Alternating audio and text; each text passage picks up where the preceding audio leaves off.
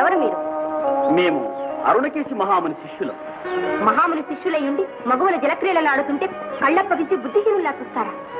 సరే, ఈ అపచారానికి మీరు బుద్ధిహీనులైపోండి. బృంగి, అలా భయభ్రాంతులై చూస్తున్నారే? గురుదేవ, సమయానికి దయచేశారు. ఈ యువతి ఎవరో మమ్మల్ని నిష్కారణంగా చెప్పించింది. శాపమా? అవును స్వామి. ఈ మహారణ్యంలో మగువుల నవ్వులు వినిపిస్తే ఆశ్చర్యంగా చూడ్డానికి వచ్చి ఆమె మమ్మల్ని బుద్ధిహీనులు కమ్మని శపించింది. ఓహో, చిత్రలేఖ, గంధర్వ రాజకన్యనన్న గర్వంతో నీవు చేసిన పని ఇది? అమ్మా, దేవకాంతలు మానవుల కంట పడనేకూడదు. మీరు చేసిన తప్పులకు ఈ ఋషికుమారులకు ఆ శిక్ష.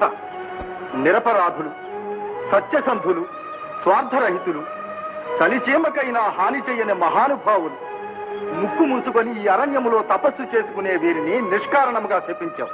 ఇప్పుడు నిన్ను నేను శపిస్తాను. స్వామి, స్వామి, స్వామి, నా అపరాధం మన్నించండి. కరుణామయులైన మీరు మా చెల్లిని అనుగ్రహించండి. ఈమెకు త్వరలో వివాహం చేయాలని ఈమె జనకులు చిత్తరథులు సన్నాహమంతా చేస్తున్నారు. సరే చిత్రలేఖ, ఈ తపస్సులకు శాప విమోచనం ఎప్పుడో కూడా నీవే చెప్పు. మునీంద్ర, నా వివాహమైన వెంటనే ఈ మహర్షులు శాప విముక్తులగుతురుగాక.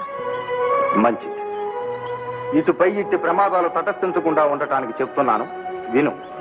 నీవింకెప్పుడైనా మానవలోకం వచ్చి దర్శనం చేత కాని స్పర్శనం చేత కాని మానవ సంపర్కం కలిగించుకున్నావా, తక్షణం నీ దైవత్వం కోల్పోయి మానవ కన్యవు కాగలవు.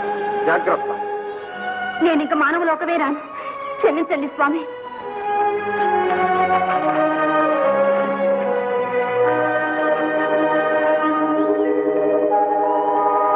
గురుదేవ, ఇక మా గతేం?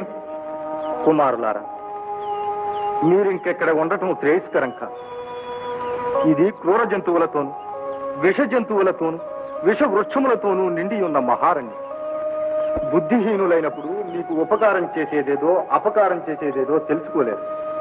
కనుక ఇలా ఉత్తర దిశగా వెళ్ళండి. విజయదుర్గం అనే పట్టణం ఉంది. అక్కడ రాజగురువు పరమానందయ్య గారనే మహానుభావుడు ఉన్నారు. ఆయన పరమ దయాస్వరూపుడు. విద్యార్థులై ఆ పండితోత్తముని మీరు ఆశ్రయిస్తే ఆయన తప్పక మిమ్మల్ని ఆదరించగలరు.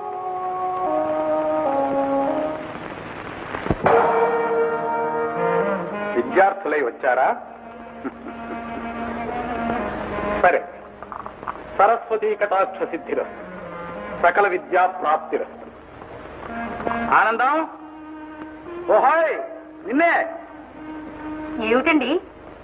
పాపం, వీళ్ళెవరో విద్యార్థులై వచ్చారు. వీళ్ళకి కావలసిన వసతి సదుపాయాలన్నీ మన ఇంట్లోనే ఏర్పాటు చేయి. నేను మహారాజు గారి మందిరానికి వెళ్ళొస్తాను. లోపలికి వెళ్ళేది నాయన.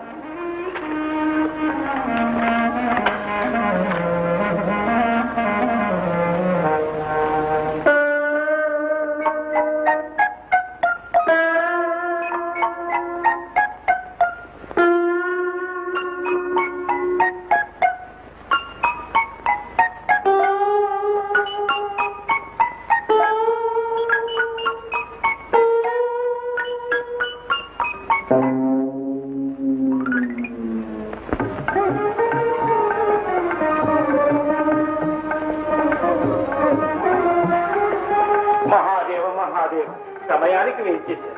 ఏమిటి విశేషం మంత్రి గారు? మహారాజు గారు నిత్యము మధుపానం, ఆట వెలది అధరపానంతో సర్వం మర్చిపోతున్నారు. వారిని మరొక వ్యాసంగానికి గురిగొల్పి సరిదిద్దాలని ప్రయత్నిస్తున్నారు. ఆ ఉద్దేశం మంచిదే మంత్రి గారు.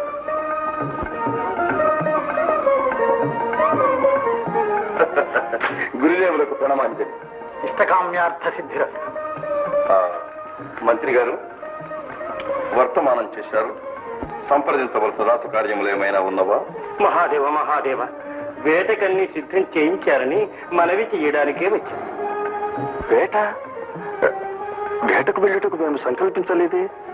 ఈ శరత్కాలంలో మహారాజులు వేటకో యుద్ధానికో వెళ్ళడం అనాదిగా వస్తున్న ఆచారం.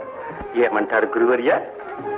అవును మహారాజా, అట్టి పూర్వాచారాలు ప్రభువులు విస్మరించరాదు.